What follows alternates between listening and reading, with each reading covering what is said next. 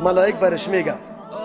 واخو میگه که مستصحبین فی الارض قالوا الم تکن ارض الله واسعه، آیا سرزمین الله فراخ نبود فتهاجروا فیها که شما هجرت میکردید در روی زمین، یک جایی را مشخص میکردی انتخاب میکردی که در اونجا احکام الله را آزادانه عمل میکردی،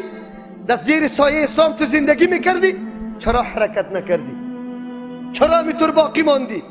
که اسلام توهین میشد، تحقیر میشد، استهزا میشد و تو هنوزم نشستی؟ این در صورتی که امونجا ولو که امونجا اسلام آورده باشی، بعد از اینکه حالت احکام اسلام عملی کرده نمیتونی تو باید هجرت بکنی. اگر نکردی برش گفته میشه فاولئک مأواهم جهنم، این مردمایی که اون امونجا نشسته